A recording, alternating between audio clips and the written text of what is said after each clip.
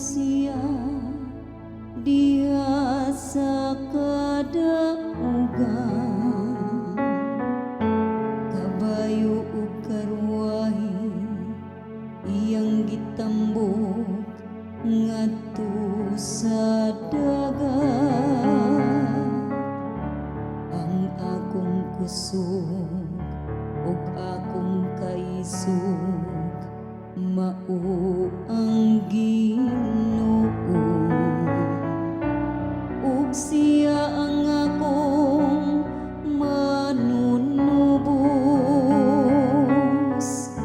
Siya ang akong Dios, daygon ko siya.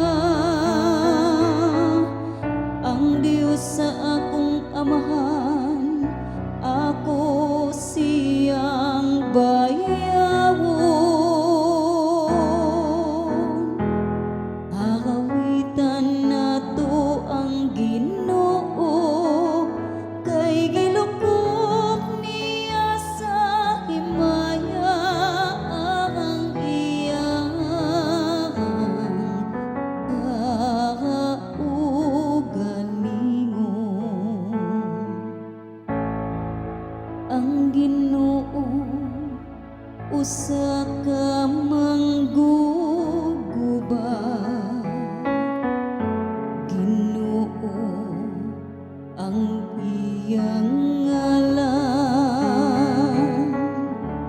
Ang mga karwahe ug kasundaluhan ni Faraon iyang gilubong sa dagat.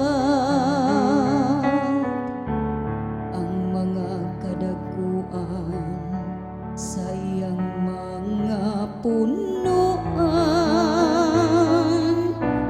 nalumos didto sa dagat nga pula.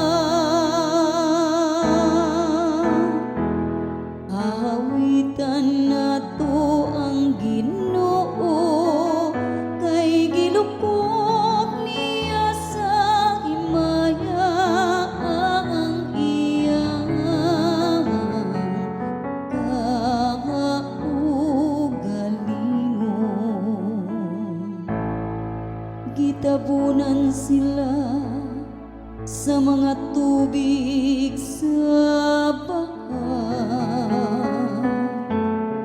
natundag sila ngadto sa kahiladman, ingon ug usa ka bato.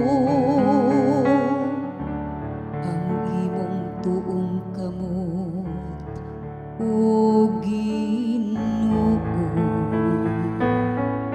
bantugan diha sa gahom.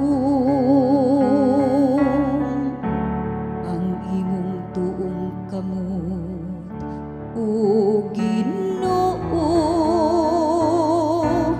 nakabungkag sa kaaway.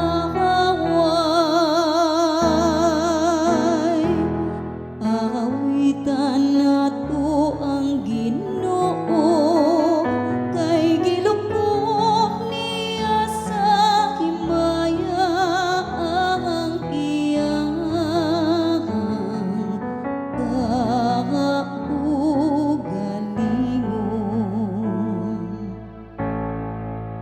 Gipasulod nimo ang katawan nga imong gitubos, ug gitanong nimo sila diha sa bukid sa imong kapiling. Ang dapit diin gihimo mo ang imong lingkuranan, o Ginoo. Ang santuaryo, o Ginoo, nga gitukod sa imong mga kamot. Maghari ang Ginoo